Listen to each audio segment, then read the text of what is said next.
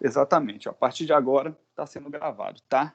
Então, bom dia a todos, bom dia àqueles que vão assistir agora essa aula comigo, né? Um abraço aí para quem vai conseguir assistir essa aula só mais tarde, tá? Essa aula é a aula de reposição da aula do dia 6, né? Que depois do intervalo nós tivemos aqui problemas técnicos. Ainda bem que aquele ventilador, né? Que não deixava você escutar, esse aqui já foi superado, né? Lecionar pelo celular está sendo uma experiência muito melhor do que pelo computador. Mas vamos lá. Hoje nós vamos, graças a Deus, finalizar aí o nosso estudo, né, sobre a audiência trabalhista, né? Nós vamos retomar, né, o nosso estudo pela análise das testemunhas, tá? Primeira coisa, e até já preparando aí para o nosso exame, né? Quantas testemunhas que as partes têm que levar mesmo nos procedimentos ordinário e no sumaríssimo? Quantas que são? Eu me esqueci? Hein? Eu acho que são 5, 7, 8. Errou! Errou feio!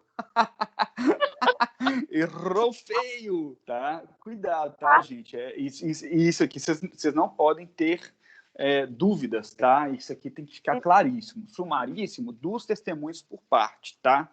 Ordinário, 3 testemunhas. Muito cuidado. E aí tem um procedimento especial que o pessoal adora cobrar em prova, tá? Que é o inquérito de apuração de falta grave. É quando o dirigente sindical, né, ele é dispensado, que nesse caso são 6 testemunhas por parte, tá? Então, procedimento sumaríssimo, só 2 testemunhas. Um procedimento ordinário, que tende a ser um procedimento mais complexo, né? Comporta até 3 testemunhas por cada parte. Bacana? Lembrando, ao contrário, né, do que acontece no processo civil, que as partes têm que apresentar um rol de testemunhas, tal obrigatoriedade não se faz presente no processo do trabalho, tá? Conforme o artigo 845, as partes elas vão levar as testemunhas para audiência independente de intimação, tá? Então, regra geral, as partes que vão levar as testemunhas. E aqui uma observação importante: no procedimento sumaríssimo, a parte ela é obrigada a comprovar que fez o convite para testemunha, tá? A parte ela é obrigada a comprovar. Isso se faz principalmente por meio documental, um documento, né, que nós denominamos por carta convite, tá? Então, no procedimento sumaríssimo, é imprescindível que a parte comprove que fez o convite para testemunha, porque se ela não compareceu, o juiz irá redesignar a audiência e vai intimar ou talvez até fazer a condução coercitiva da testemunha. Ok? Bacana? Na sequência, e isso é uma pergunta para vocês. Imagina o seguinte, né? O empregado, né, de uma determinada empresa compareceu a uma audiência, né, para ser testemunha do reclamante. A empresa pode mandar embora esse empregado? Ela pode dispensar? O que vocês acham? Acho que não, né?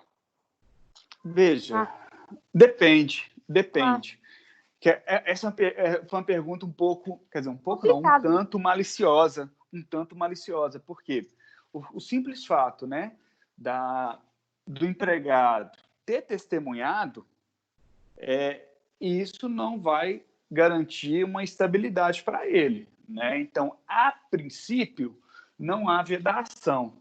Mas agora, se ficar comprovado que aquela dispensa foi uma dispensa discriminatória, que o empregado foi dispensado tão somente porque ele atuou no processo como testemunha convidada pelo reclamante, aí nós estaremos diante de uma dispensa discriminatória. Nós estaremos diante de um abuso do direito do empregador de dispensar o empregado. E aí, se ficar caracterizada essa dispensa discriminatória, tal situação não vai acarretar a reintegração, tá? Porque ele não detém estabilidade, mas irá acarretar um dano moral, um dano extrapatrimonial ao empregado. Bacana? Bacana? Agora, algumas observações aqui importantes, tá? É muito comum no processo do trabalho um empregado, vamos lá, um ex-empregado, né, o reclamante, levar como testemunha um outro ex-empregado que também possui ação contra o mesmo empregador, tá? A pergunta que não quer se calar: é suspeito essa testemunha? Então, veja, imagina o seguinte, eu e o Marcelo, né, nós fomos dispensados pelo Pitágoras, tá? E eu ajuizo a ação. Imagina, né? Imagina. Uhum. Agora, isso aí um dia vai acontecer, né? Uhum. Eu tenho o meu orientador do mestrado, João Carlos da Conceição Leal Amado, me falou uma frase, me falou não, está no livro dele, depois eu mostro para vocês. Ele escreveu uma frase que tocou meu coração. Ele diz que a relação de emprego, Ellen, é como um amor, né? Ela é eterna enquanto dura, né? Um dia vai acabar. É verdade. Um dia vai acabar.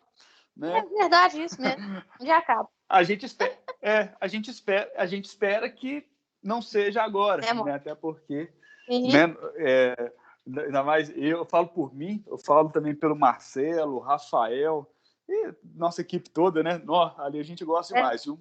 Pensa num lugar bom de trabalhar, Pitar. Não, a gente se diverte, né?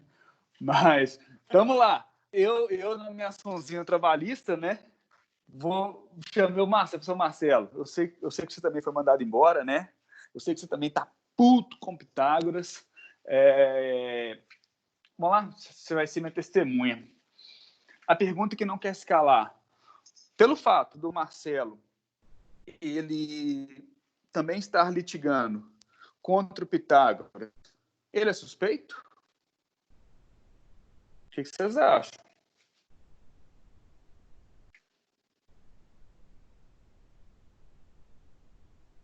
Quer arriscar? Alguém quer arriscar? Pessoal, cuidado, tá? Esse simples fato não acarreta suspeição, Eu acho que tá? não. Eu acho que não, né? Não acarreta suspeição. Oi? Ele já não é mais empregado. Ele é ex. Né? Então, não tem vínculo mais com o empregador. Então, não acredito que Mas seja... agora, a alegação da empresa é que, veja, esse empregado, essa testemunha que possui uma ação contra a empresa, ela seria suspeita, sim. Sim. Porque ela guarda uma rusga com relação à empresa. Tanto é que guarda uma rusga que ajuizou uma ação. Se ela ajuizou a ação, é porque ela se sentiu lesada. Se ela se sentiu lesada, certamente ela não possui a isenção necessária para prestar depoimento. Não é possível que a pessoa vai querer retirar algo da empresa, digamos assim, né? Vai querer ganhar alguma coisa da empresa no processo dela e não vai querer que o colega dela ganhe contra essa mesma empresa, tá? Esse é o argumento empresarial, tá? Mas é posição pacífica do TST, isso a gente vai ver, a gente vai ler a súmula 357, é posição pacífica do TST que o simples fato, ou seja, se a única alegação é que aquela pessoa possui uma ação na justiça contra a empresa, aquele simples fato não é capaz de tornar a testemunha suspeita, tá? Então, veja, súmula 357.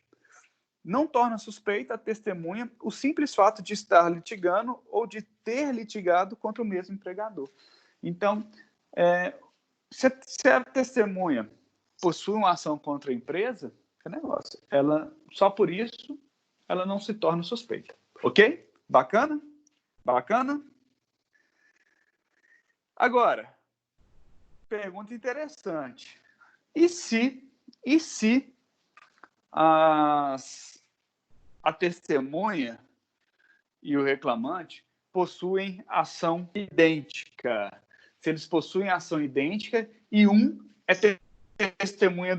E aí, o que vocês acham? Pode testemunhar? Não pode testemunhar?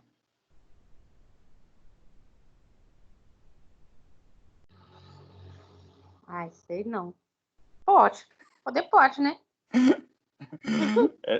Essa aí é a situação complicada. Essa aqui a gente vai ter uma certa divergência, tá? Muito embora eu só trouxe aqui a posição em que é possível, tá? Existem posicionamentos no sentido oposto, tá? Se as testemunhas elas têm pedidos idênticos e uma indica a outra como testemunha, há entendimentos que se caracterizam como troca de favor. Seria mais ou menos a seguinte situação, tá? Eu falo para o Marcelo, senhor Marcelo, vamos fazer o seguinte, vou entrar com ação, eu sou advogado trabalhista, né? Vou entrar com ação, eu vou entrar falando que eu trabalhava todo sábado, tá? Que a gente sabe que não é verdade. E você também vai entrar com ação falando que você trabalhava todo sábado. E aí, todo sábado, eu vou falar que te vi e você vai falar que me via, tá? Que é negócio.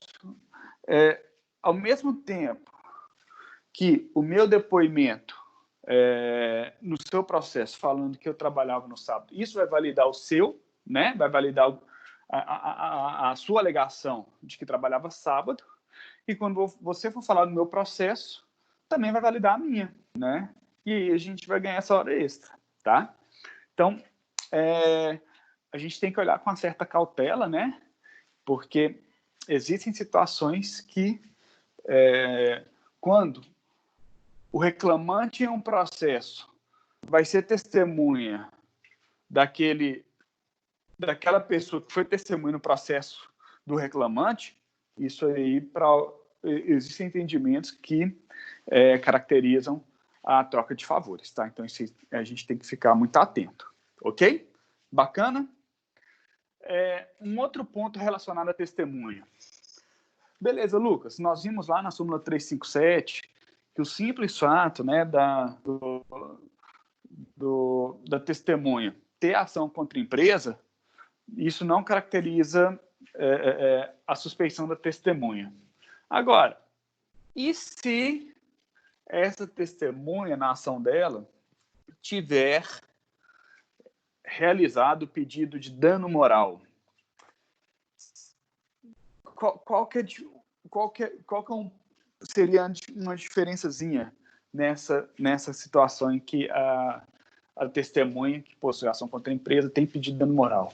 Ora, se ela alega um dano moral, se ela alega que sofreu uma violação aos direitos de personalidade, nesse caso, será que ela não tem a intenção de causar um prejuízo para a empresa? Será que, nesse caso, não está mais que comprovado que ela possui uma mágoa, que ela possui um desejo de vingança? O que vocês acham?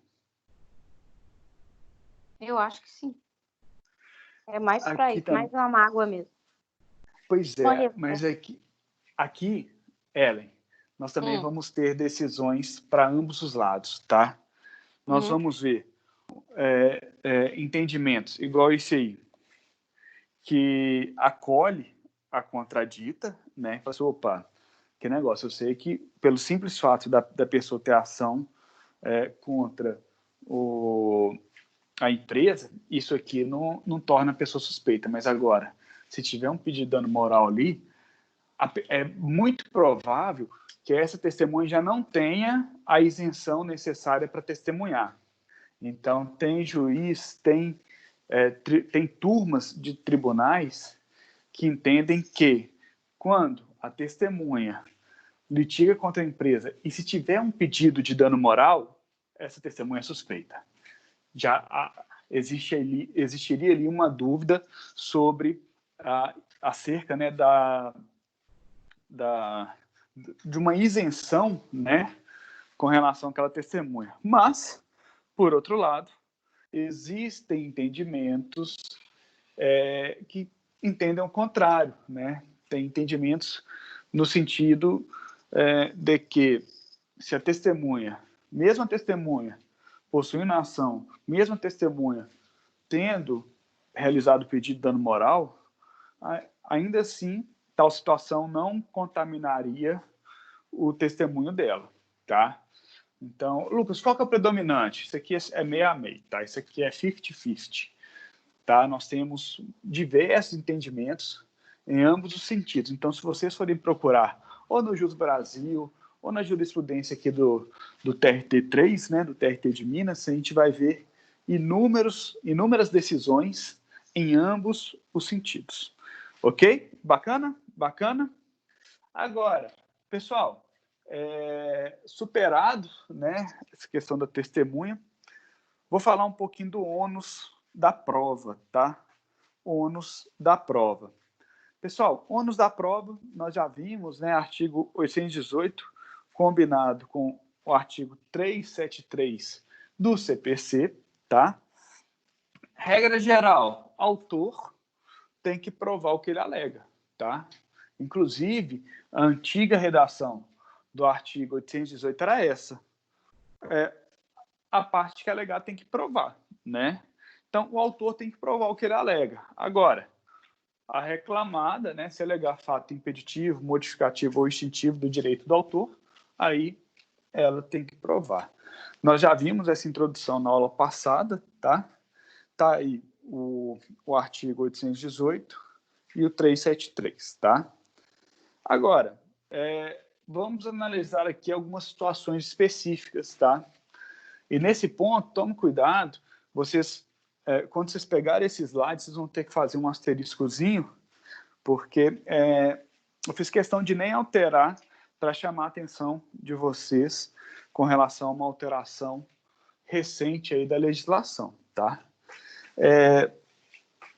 Antigamente, até acho que foi esse ano passado, existia um entendimento, quer dizer, existia uma definição legal, um artigo legal, que estabelecia que as empresas que possuíam até 10 empregados, elas tinham que manter o controle de jornada. Isso aí vocês estudaram em Direito do Trabalho, correto? Correto? Vocês estudaram isso? Vocês estão lembrados? Alguém está lembrado disso aí? Sim, mas agora parece que é 20, né? Exatamente. Muito cuidado, tá? Porque eu vou até... Deixa eu localizar aqui o dispositivo legal, que deve ser artigo 71, alguma coisa assim. Que a partir de... Deixa eu verificar aqui a partir de quando. Enfim, a partir... Não sei se foi do final do ano passado, a partir do início desse ano, as empresas, né, que possuem até 20 funcionários, tá? Empresas que possuem até 20 funcionários estão dispensadas do registro de ponto, tá? Deixa eu localizar aqui o dispositivo legal, um minutinho só.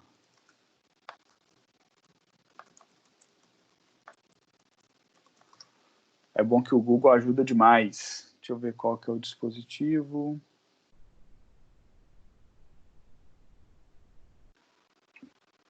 Exatamente, essa alteração ela é de setembro de 2019, que é o artigo 74. Quer ver? Deixa eu ler aqui para você, 74, parágrafo 2º. Qual que é a regra? O horário, né, de trabalho será anotado em registro de empregados. Parágrafo 2º. Para estabelecimentos com mais de 20 empregados, 20 trabalhadores, será obrigatória a anotação da hora de entrada e saída, tá? Então, veja, onde está aí 10 empregados, leia 20 empregados. Então, qual que é a situação? O empregado pediu hora extra. Quem tem a obrigação de entregar, de comprovar essa jornada extraordinária? Quem tem a obrigação? O empregado. Pela regra, né, do artigo 818, empregado, tá? Essa é a regra. Então, se o empregado alega que ele tem direito à hora extra, o primeiro entendimento que tem que vir à cabeça é esse mesmo. O ônus seria do empregado. Mas agora, nós vimos os parágrafos 2º e 3º, né, do artigo 818, que foi introduzido aí pela reforma trabalhista, que ele veio contemplar a seguinte situação. Quando uma das partes tiver uma facilidade muito grande de obtenção da prova, o juiz pode inverter o ônus da prova, né? Os parágrafos 2º e 3º, eles trazem a distribuição dinâmica do ônus da prova. Sendo que, há muito tempo, a Justiça do Trabalho já aplicava a inversão do ônus da prova no que diz respeito à hora extra, tá?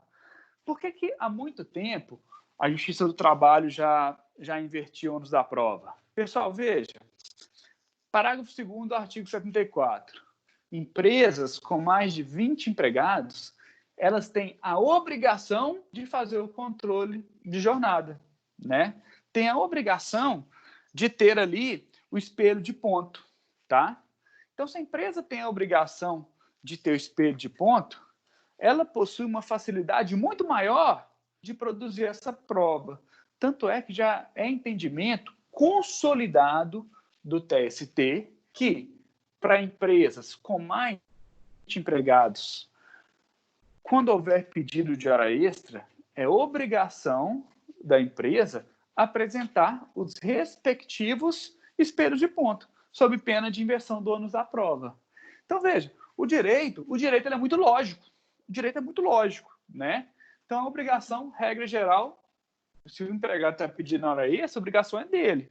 Agora, para aquelas empresas que já têm o dever legal de manter o controle de jornada, se o empregado está pedindo hora extra, será da empresa a obrigação de apresentar a prova documental, o documento que comprova os horários de entrada e saída, né? Sendo que, se eles não apresentarem, presume verdadeira, né, a jornada alegada pelo empregado. Tá ok? Tá tranquilo? Fácil de compreender isso aqui? Vocês conseguiram acompanhar meu raciocínio? Sim, consegui. Opa, bacana. Ô, Lucas, mas de onde é que você tirou isso, Lucas? De onde é que você tirou isso? Vamos lá, súmula 338 do TST. Então, veja, é ônus do empregador que conta com mais, aí a gente vai ter que ler com a atual redação, né, do parágrafo 2º do artigo 74, que conta com mais de 20 empregados o registro de jornada de trabalho na forma do artigo 74, parágrafo 2º do CLT.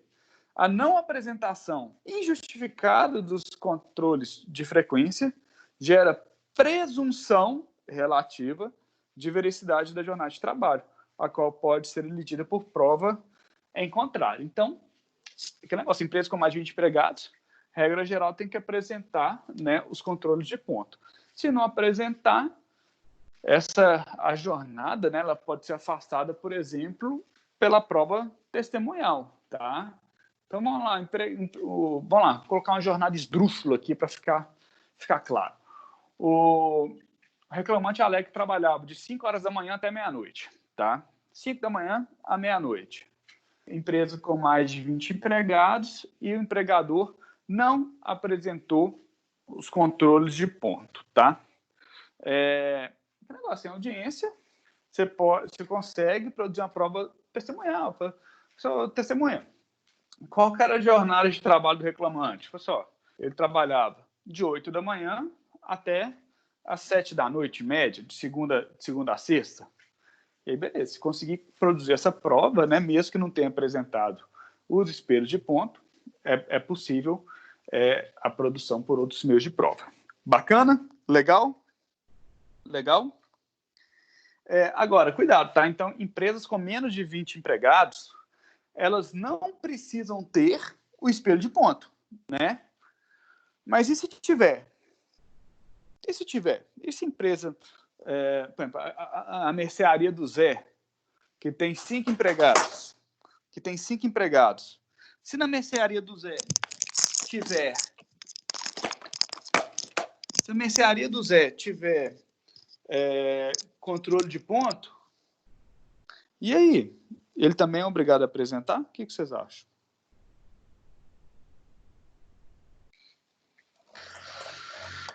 Acho que não, né? Errou! Ai, meu Deus. Errou! Tem. Ele é obrigado a apresentar? Se tiver, sim. Porque, veja, qual que é o entendimento do legislador? Qual que é o entendimento do juiz? Veja, empresa de até 20 empregados não precisa ter o controle, tá? Mas agora, se quiser ter, pode ter, não tem problema não. Agora, a partir do momento que fica comprovado que a empresa fazia o controle da jornada, aí ela tem que apresentar. Veja, se ela tem uma facilidade de produzir a prova, então ela vai ter que ter a obrigação de apresentar, tá? Esse aí é o entendimento, né? É uma aplicação da súmula 338 de forma extensiva, tá?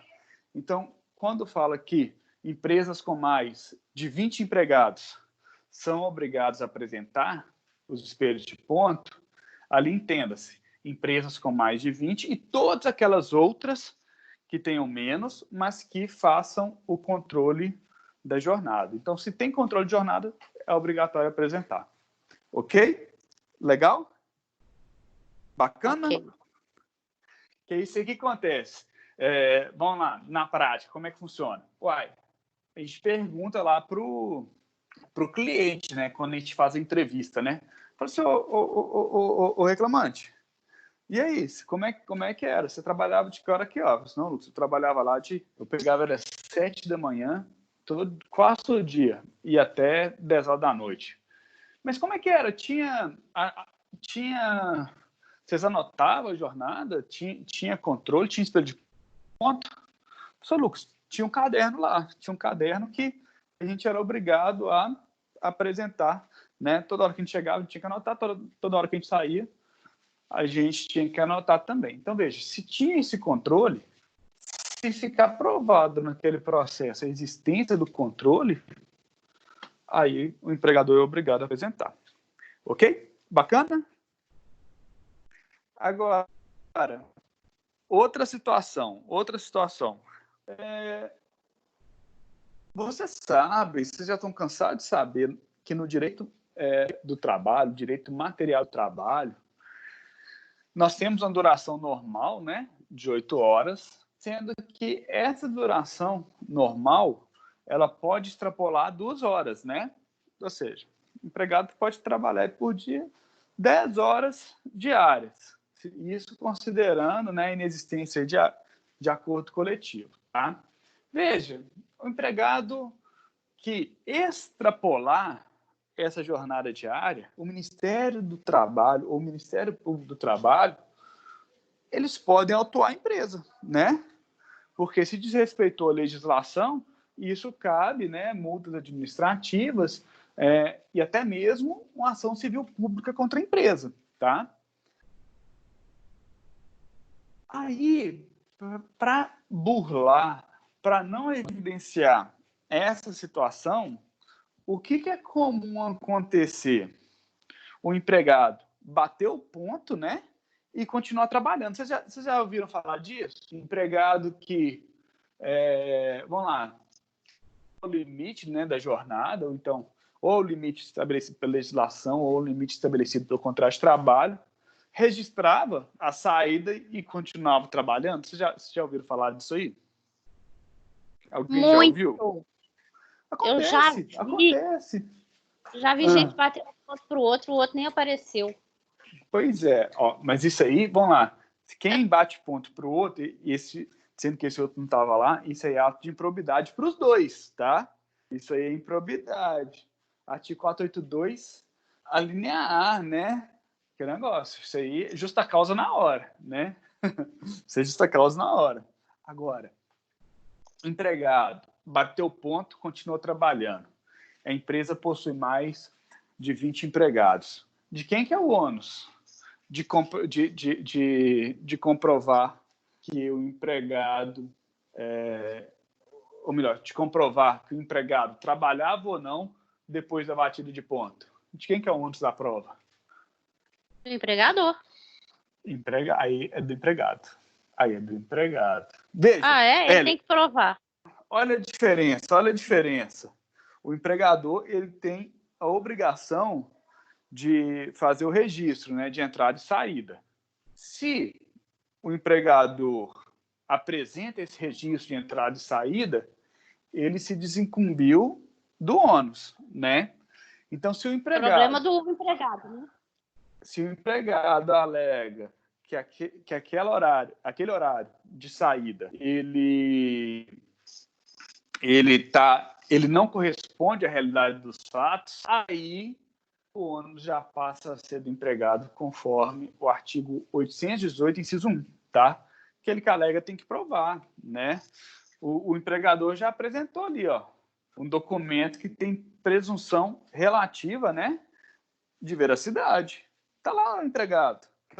Todo dia, você chegava ali por volta das 8 horas e saía por volta das 18 horas. Se você alega que trabalhava até as 20 horas, o empregado comprova isso. Vários meios, né? Sendo que o principal desses meios é a prova testemunhal. Aí a testemunha que vai falar, fala assim, ó, excelência, na empresa era muito comum a gente bater o ponto e continuar trabalhando, né? E aí o juiz vai fazer duas perguntas, isso aí na sequência. Ô, testemunha, quando você fala muito comum, você quer dizer quantas vezes por semana? Aí a testemunha fala assim, não, isso aqui acontecia pelo menos umas 3 vezes por semana. E quando isso acontecia, quanto tempo a mais na jornada era extrapolada? Aí eu falo assim, isso aí geralmente era mais ou menos 1 hora. E aí então vai ser condenado, né? Se só tiver essa prova, né? A empresa ser condenada ao pagamento de 3 horas extras semanais, né? Ou seja, se eram 3 dias que extrapolava, que a testemunha confirmou, e para cada extrapolação era mais ou menos 1 hora, então 3 horas extras semanais. Mas de quem que é o ônus? Empregado. Bacana? Legal? Na verdade, o empregado faz a coisa errada e quem paga é o empregador, né? Mas muitas vezes... Não é por aí, não.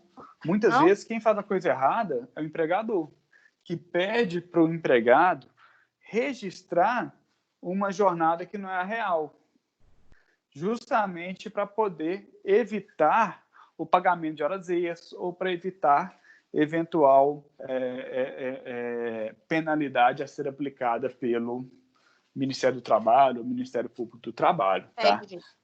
Geralmente isso aí é determinação do empregador, tá? Porque o empregado, que é negócio, né? O empregado quer registrar a jornada real ali. Uai, vamos lá, se hoje eu estou dando aula aqui agora, de 1 até, sei lá, sabe Deus que horas que nós vamos.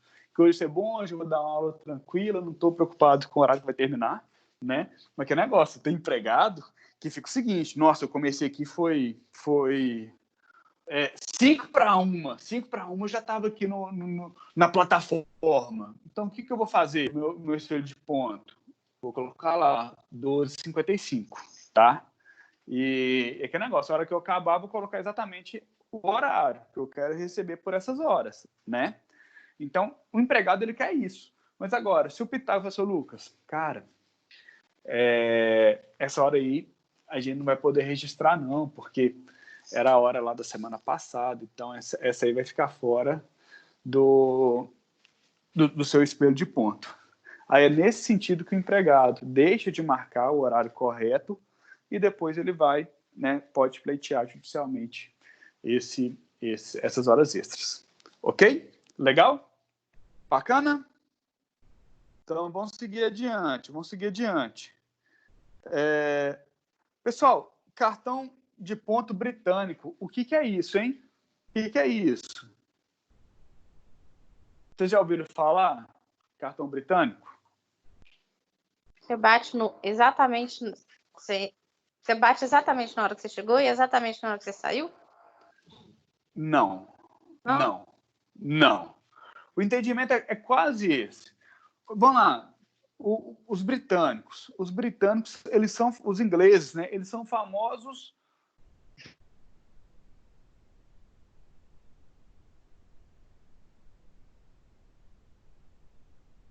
O ponto britânico é aquele empregado que pelo ponto, né? Parece que aquele empregado é totalmente pontual. Então veja, se minha jornada é de 8 às 18, às vezes eu trabalhei 10 anos na empresa, todos os dias que eu prestei atividade, que horas que eu entrei? 8. Que horas que eu saí? 18. Então, sempre que existia uma uniformidade nos horários de entrada e saída, isso é denominado como ponto britânico. Vocês já viram isso? Você já viu, Ellen? Não. Nunca vi isso, não? Nossa, não. isso acontece direto. Que é negócio... mesmo? Vamos lá. Todo final do mês, a chata da contabilidade, o que ela pede? Os controles de ponto. Aí, no único dia, o que acontece? Fala assim, preenche o espelho de ponto. Com qual horário que eu vou colocar aqui? Fala assim, o horário do seu contrato de trabalho, que hora você é de 8 às 18. E aí a pessoa vai lá e preenche todos os dias, entrando às 8, todos os dias entrando às 18. Tá? A pergunta que não quer se calar. Nós vimos que empresas que têm mais de 20 funcionários, é dever da empresa apresentar o controle de ponto. Agora, e se a empresa apresentar o controle de ponto com horários invariáveis, com horários britânicos? Quem tem que provar a real jornada? Ou melhor, esse espelho britânico, ele serve como prova da jornada? O que vocês acham? O que vocês acham? Nossa, mas você imagina? Imagina o seguinte, vou melhorar aqui essa situação. O empregado, ele alega que trabalhava ele começava por volta de 8 horas e trabalhava todos os dias até por volta de 7 da noite, 7h30. E aí o empregador vai para ele e fala, opa, excelência, o empregado não faz hora extra, conforme se verifica pelos espelhos de ponto em anexo. E aí você vai olhar no espelho de ponto, todos os dias ele entrou às 8, todos os dias ele saiu às 18. A pergunta que não quer se calar, os espelhos de ponto, eles são válidos para provar a jornada do empregado? O que vocês acham?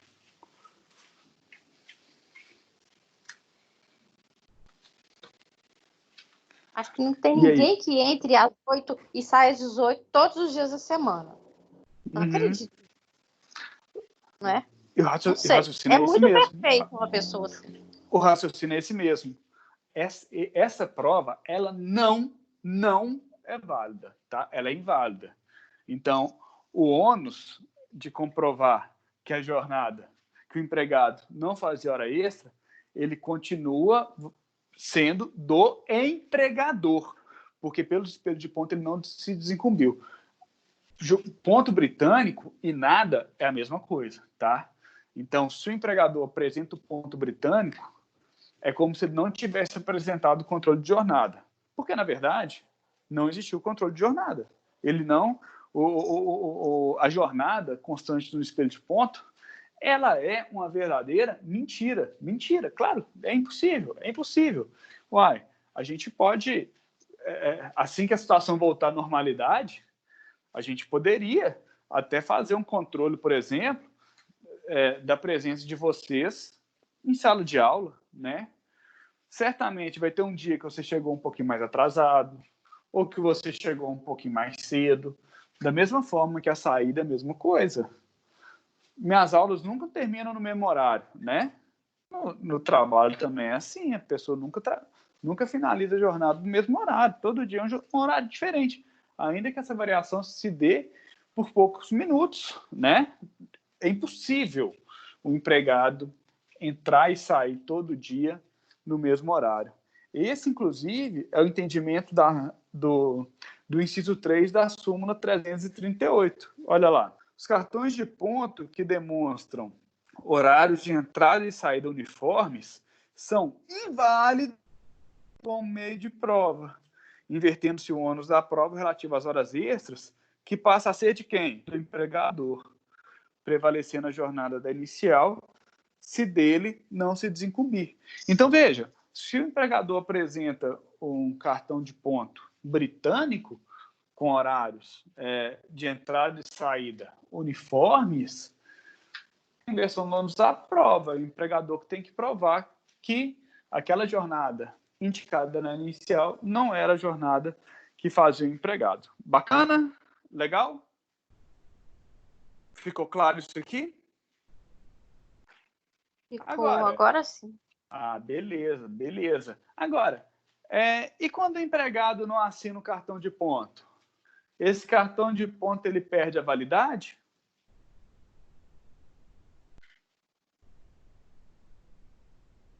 Eu acho que não, porque eu já ouvi falar que tem cartão de ponto, por exemplo, que a pessoa não assina e no final do mês ela vai lá e assina tudo de uma vez. Uhum. E se não assinar nada?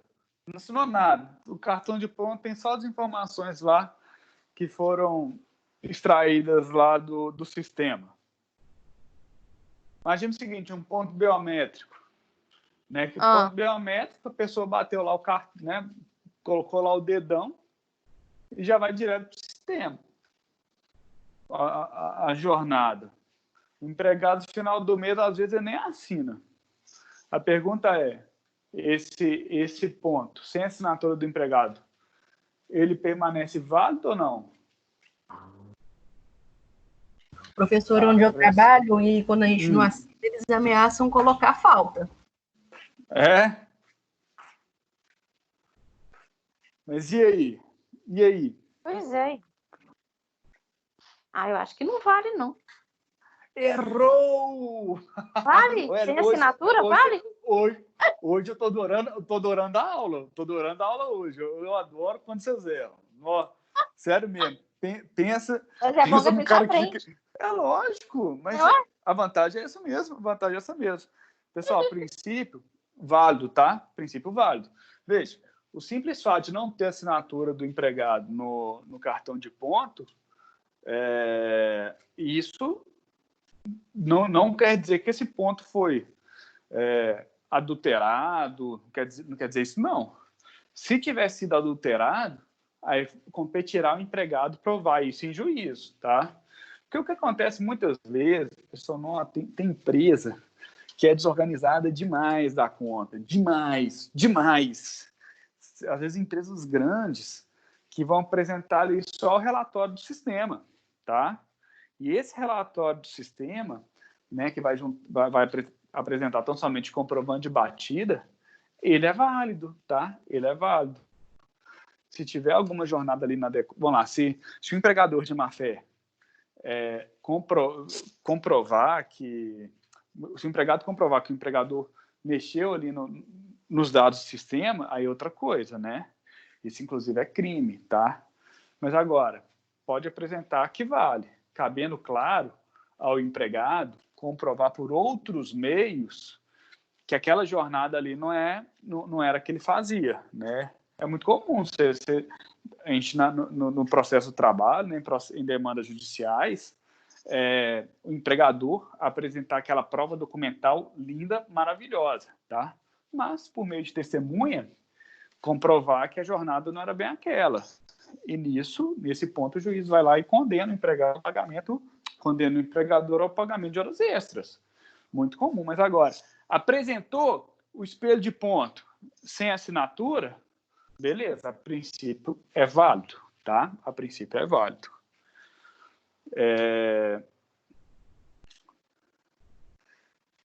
Uma outra questão. Primeira coisa, intervalo entre a jornada, intervalo de almoço. É obrigatório que o empregado registre corretamente? O que vocês acham? O empregado tem que registrar certinho lá, anotar o horário que ele vai para o almoço, o horário que ele volta? O que vocês acham?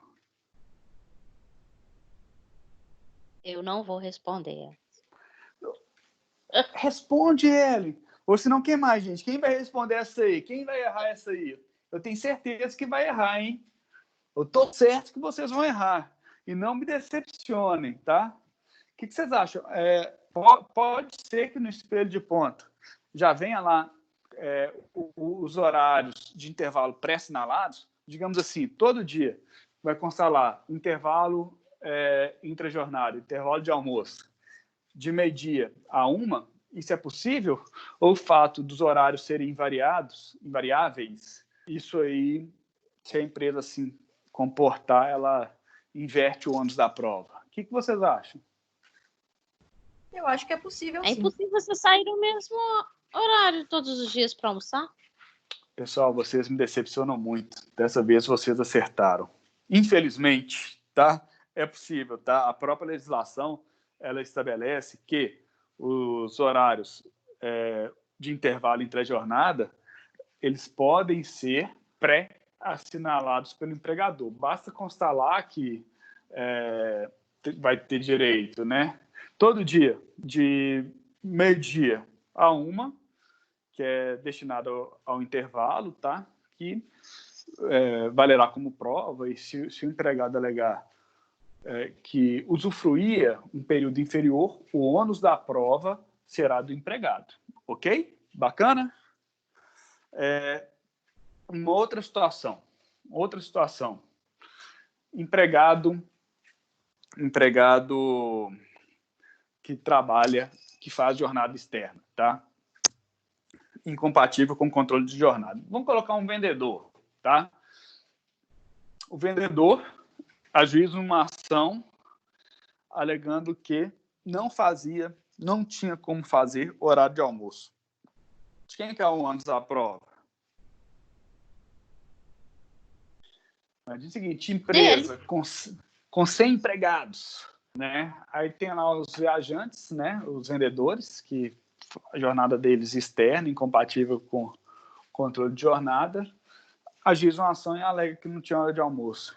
De quem que é o ônus? Exatamente, do empregado, tá? O ônus, se é jornada externa, o ônus tanto, né, de eventual compatibilidade de horário, de violação ao intervalo, tudo do empregado, tá?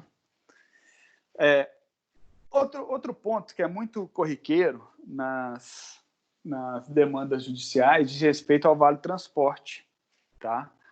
Tem um tanto lá de ação trabalhista que o empregado fala o seguinte, fala, Sua Excelência, eu vim de ônibus, só que o empregador não forneceu para mim o vale transporte. A lei estabelece, né, que é obrigação do empregador fornecer o vale, só que nunca forneceu. E aí, de quem que é a obrigação? Quem tem o ônus de comprovar que não forneceu? Quem que tem o ônus de comprovar que o empregador, em momento algum, possibilitou o empregado optar pelo vale transporte ou não? Empregado. O empregado? Vamos ver? Veja, a OJ 215, ela dispõe o seguinte, vale transporte, ônus da prova. É do empregado o ônus de comprovar que satisfaz os requisitos indispensáveis à obtenção do vale transporte. Agora, você viu que eu pulei uma palavra? Você viu que eu pulei uma palavra que está em vermelho? Cancelado. Ô, Ellen, você errou de novo. Muito bom. Você estaria certa se essa sua resposta tivesse se dado até dia 2/6, ou melhor, até maio de 2016, tá? Que antigamente, de fato, era do empregado, com base nessa OJ. Agora, a súmula 460 do TST, que foi divulgada no Diário Eletrônico nos dias 1, 2 e 3/6, ela afirmou um entendimento totalmente oposto, tá? Veja, é do empregador o ônus de comprovar que o empregado não satisfaz os requisitos indispensáveis para a concessão do vale-transporte ou não pretenda fazer uso do benefício. Então, se o empregado vira e fala o seguinte, assim, excelência, o empregador nunca forneceu o vale-transporte. O negócio vai ser um ônus do empregador, o empregador que tem que se rebolar lá para comprovar que foi fornecido, tá? Então, quando a gente fala de vale-transporte, o ônus é do empregador, ok? Legal? O mesmo ocorre também para a diferença do FGTS, tá? Se eventualmente o empregado fala, isso é outra alegação também muito comum, tá? Nos processos judiciais, o empregado alega que o empregador não realizou corretamente os recolhimentos previdenciários. Desculpa, os recolhimentos do FGTS. É ônus do empregador comprovar, né, que fez os recolhimentos. Muito embora, nesse ponto, é muito importante que o empregado, né, já apresente o extrato do seu FGTS, que é uma prova que não é muito difícil, né? Então,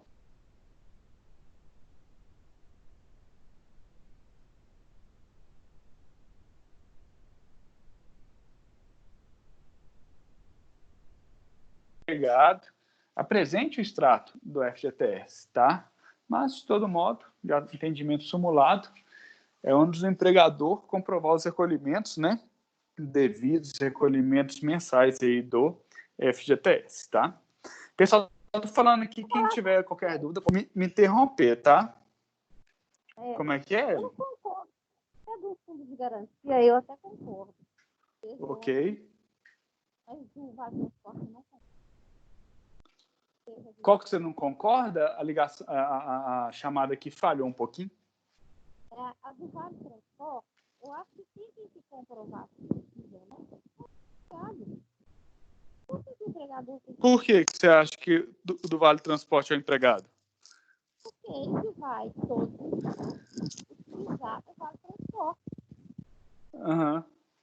Entendeu? Só que agora, mas veja, por que essa obrigação é do empregador? Porque em toda e qualquer admissão, já pressupõe que o empregador vai entregar ao empregado um formulário de solicitação ou não do vale-transporte.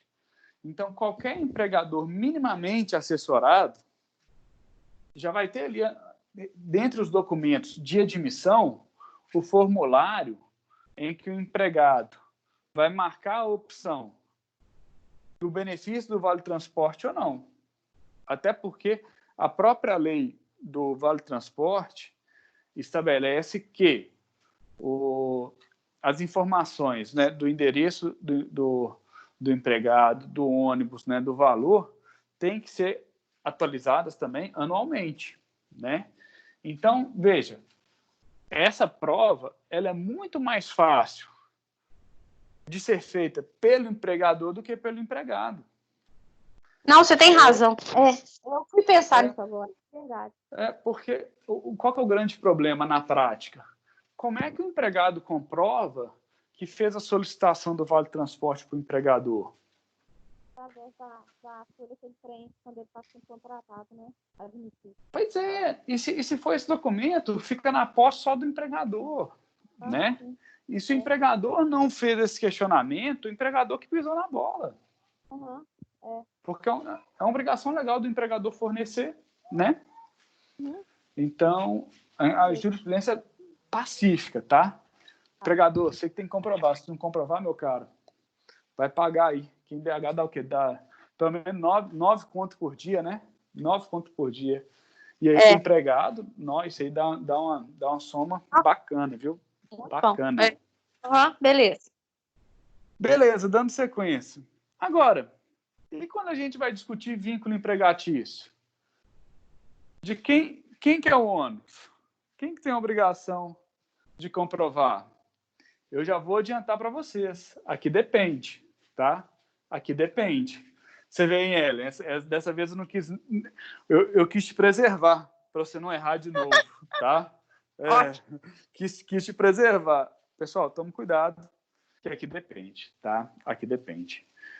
Depende que duas situações que são totalmente diferentes. Totalmente diferentes.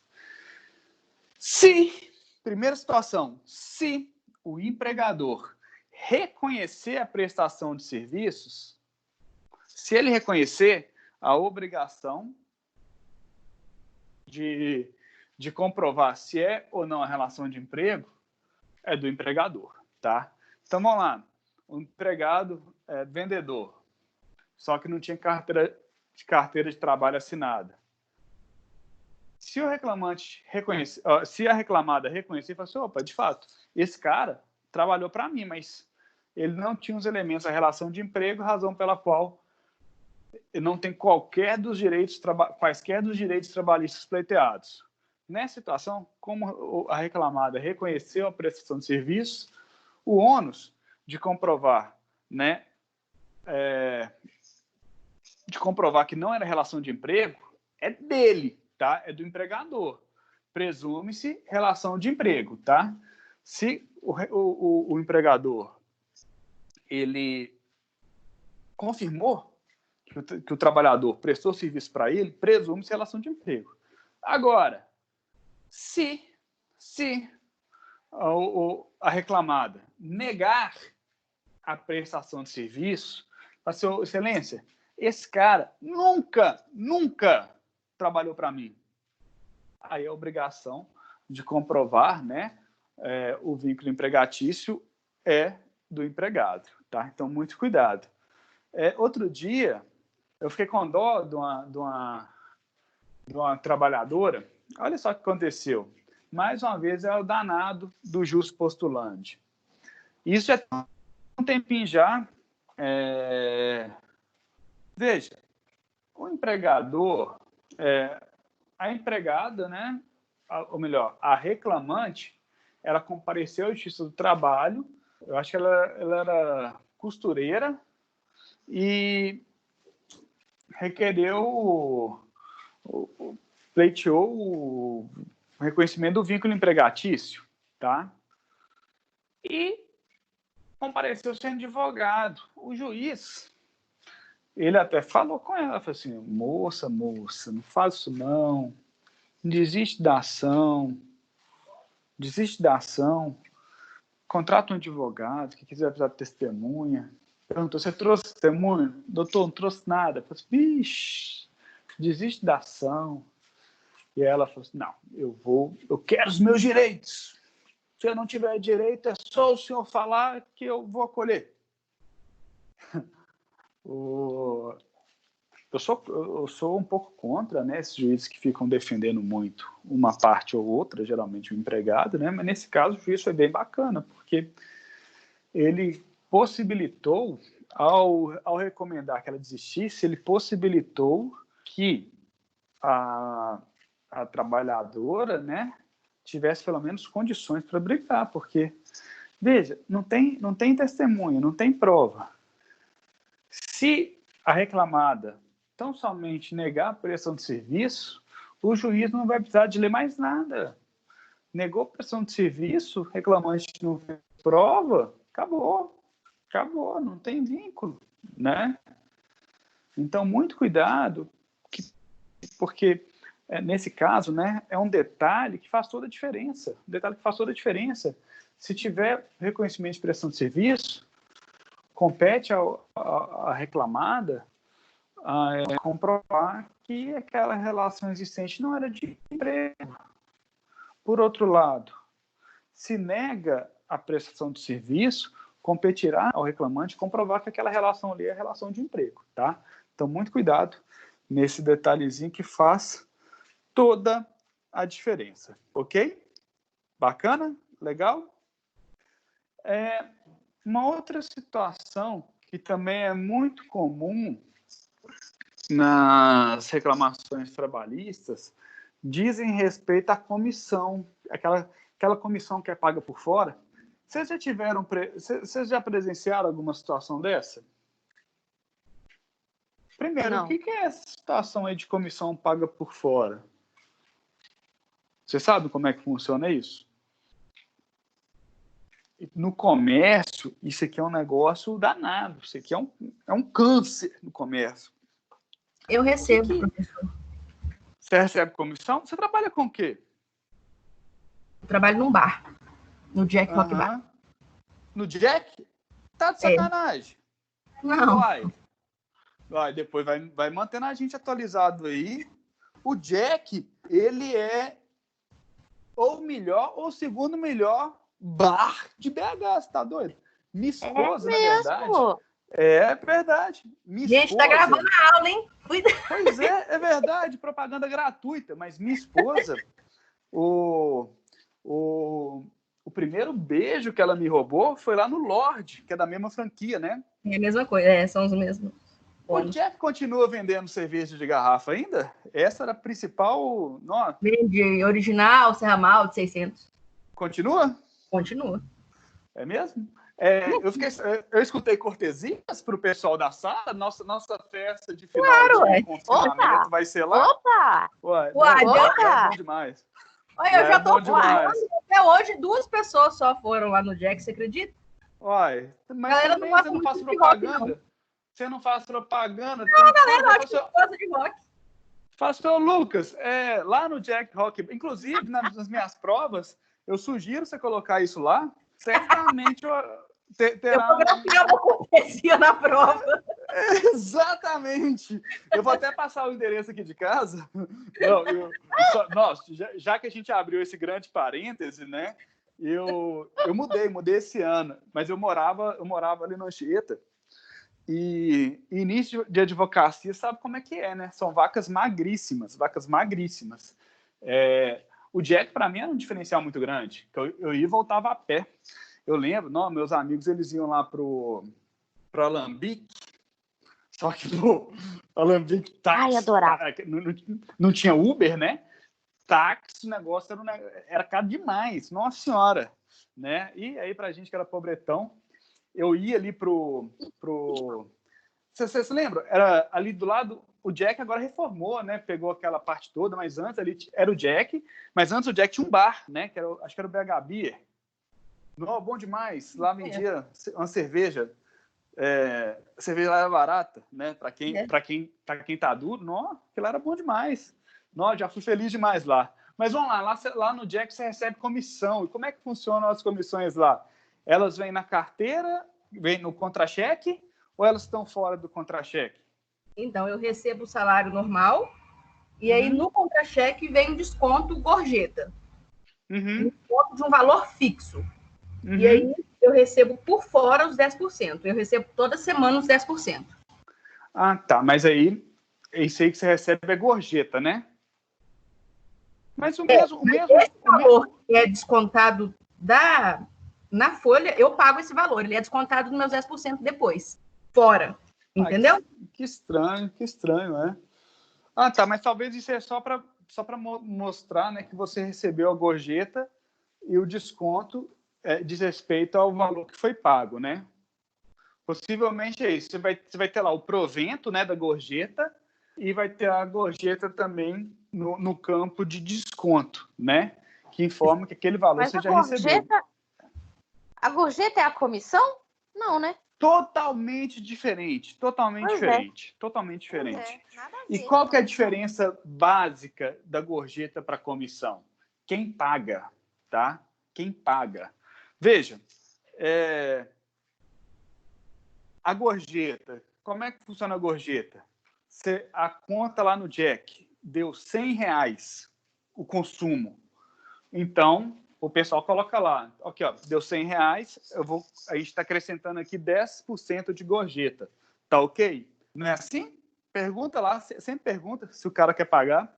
E geralmente o pessoal paga, porque lá vale a pena. É um lugar que o pessoal atende bem. Só uma vez que eu não paguei, mas foi situações... Desculpa lá, espero que não tenha sido você quem estivesse lá, senão eu te sacaneei, né? Mas, vamos lá.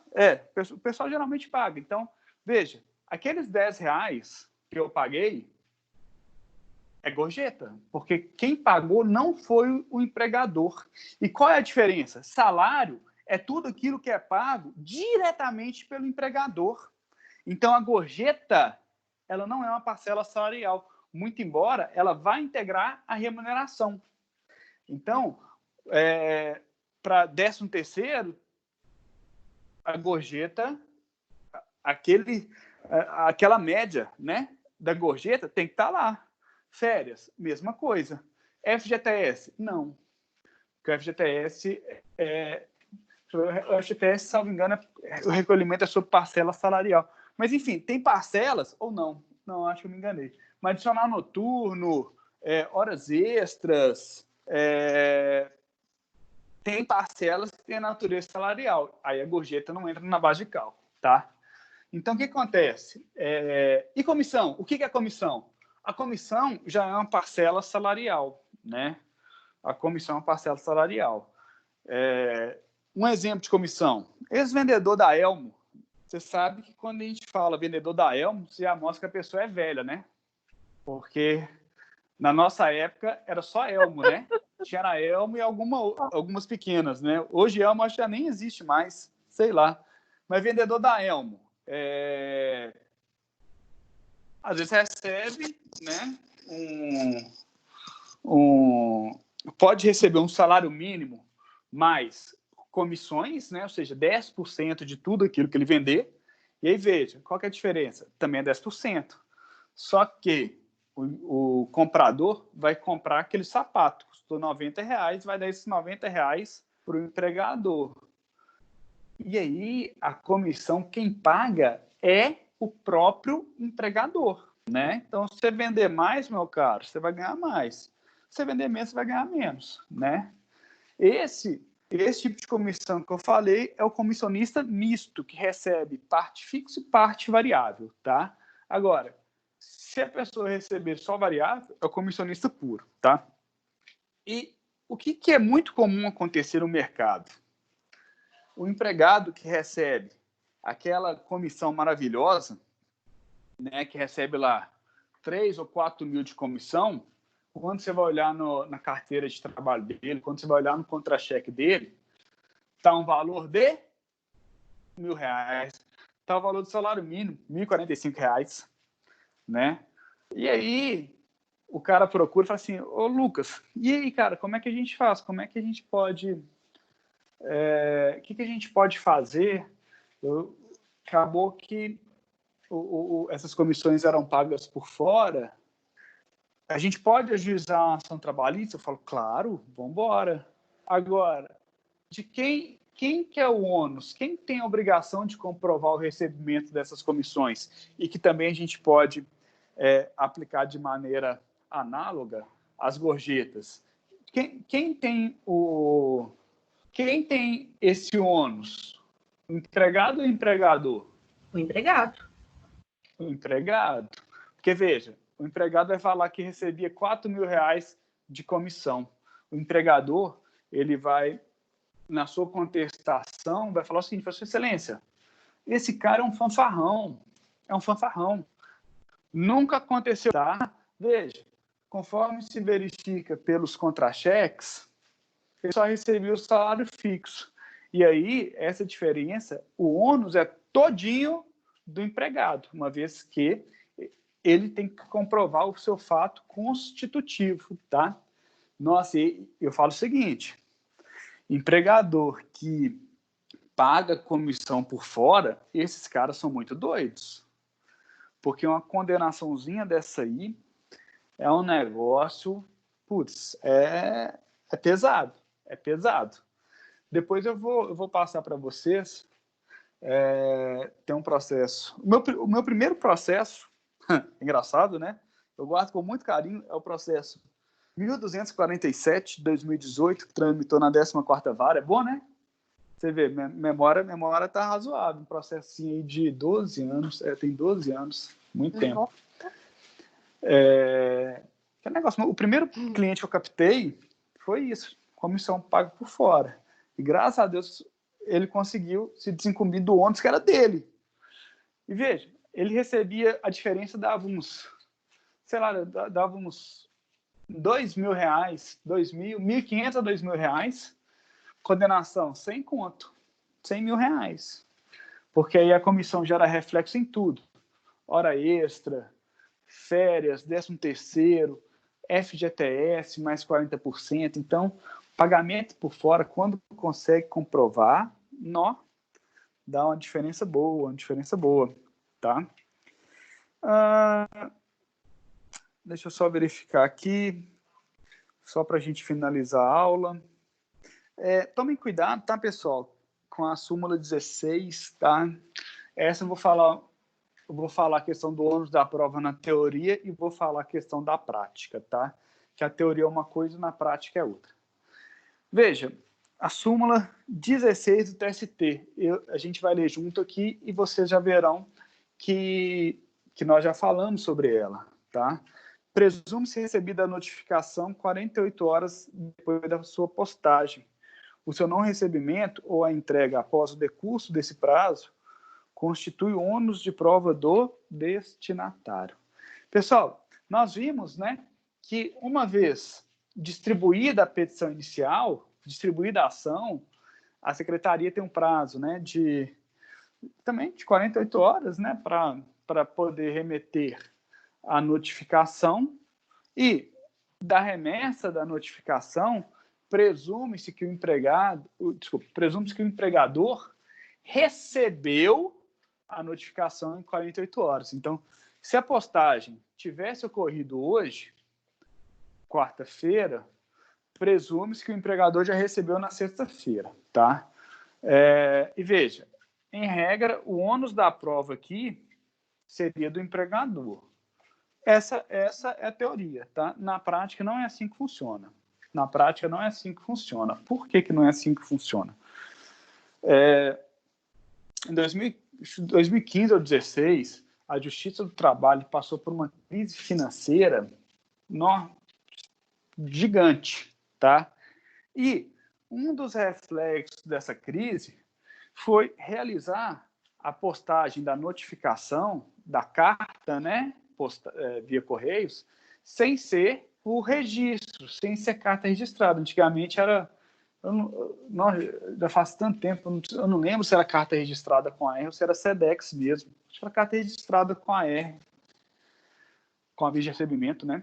Agora não, agora é carta simples. Então, veja, hoje você já não consegue, já é impossível para o TRT3, alguns outros TRTs ainda têm a notificação é feita por carta registrada, mas aqui para o TRT de Minas é impossível. Primeiro, comprovar o dia da notificação, e o pior, você não consegue comprovar se a carta chegou ao destinatário ou não.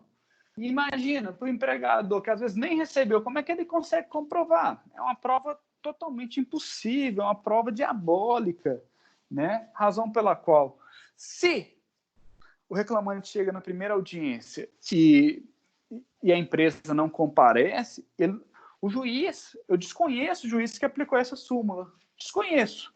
Falo assim, doutor, você não consegue comprovar que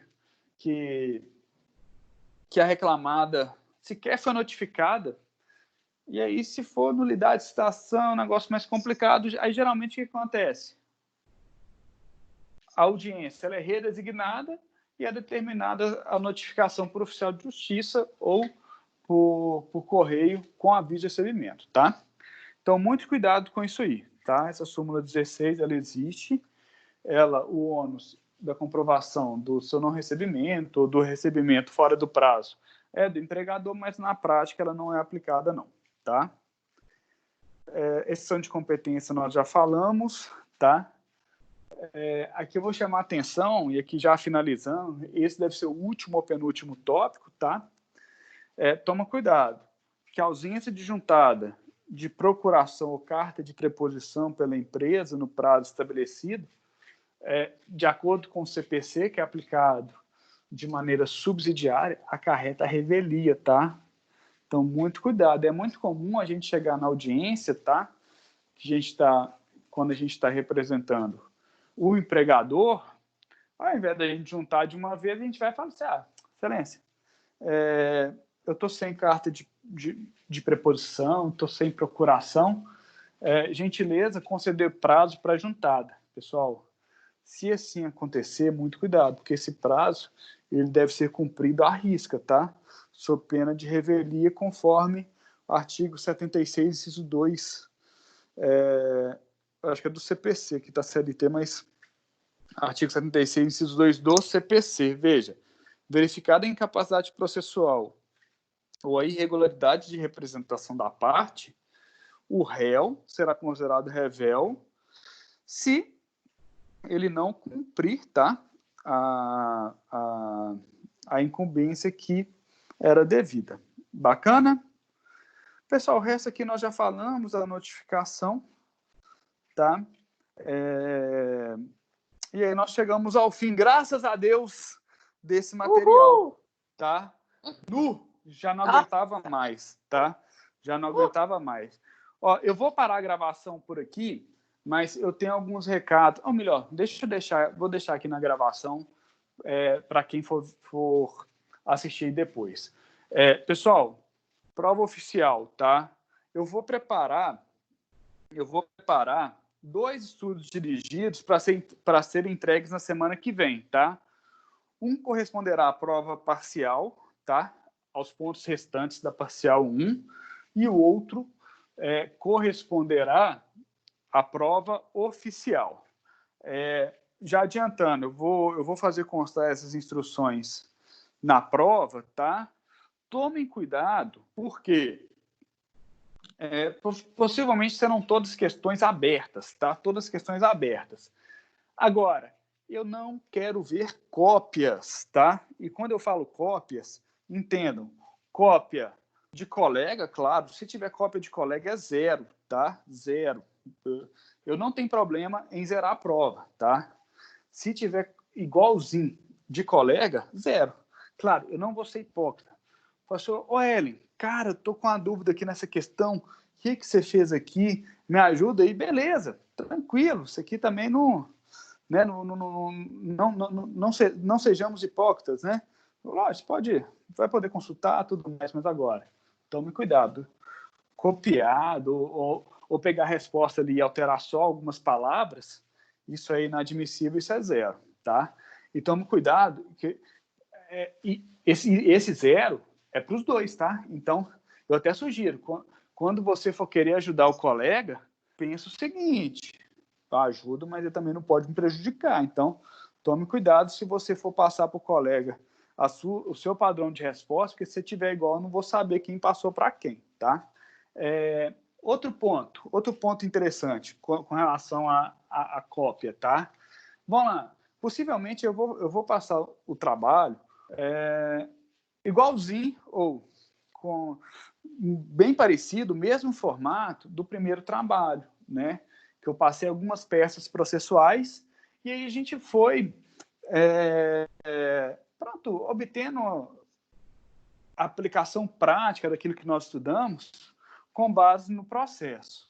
Tome muito cuidado para não copiar, não fazer um Ctrl+C, Ctrl+V do processo, tá? Porque que negócio, eu quero ver o seu raciocínio, tá? Eu estou interessado no seu raciocínio. E não, por exemplo, chegar e vão lá,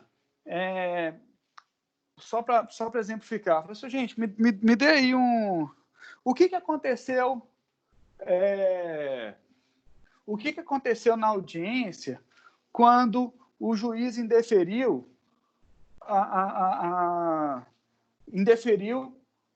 uma testemunha? O que aconteceu? Eu quero que vocês expliquem com as palavras de vocês, tá? Não quero que vocês vão lá, aí vocês vão abrir a audiência e faz um Ctrl+C, Ctrl+V da audiência. Não, sei para mim, isso e nada para mim é a mesma coisa, tá? Eu quero que vocês expliquem com as suas palavras o que aconteceu. Bacana? Legal? Eu acho que aquela primeira atividade foi uma atividade bem bacana, né? Eu espero que nós mantenhamos o mesmo nível, tudo mais, para essa atividade da semana que vem. Beleza? Beleza? Vocês preferem que eu coloque até quando a gente parcial? erra, a gente aprende. É lógico que sim. Lógico que Não sim. Sem dúvida. Vocês preferem que eu coloque a mesma data para entregar as duas ou coloque em datas diferentes? Porque aí, se for data diferente, o bom é que nossa turma é uma turma pequena, eu consigo trabalhar aí com prazos mais próximos do meu prazo final, tá? Porque qualquer coisa eu acho que prazo diferente seria melhor, porque prazo diferente seria melhor, porque a gente já tem tantas provas para fazer também. Não, beleza.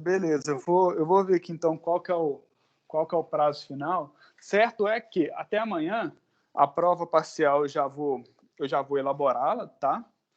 E ver se a prova oficial eu elaboro até domingão, e aí eu já mando para vocês, tá? Beleza? Tranquilo? Tamo junto? Tranquilo.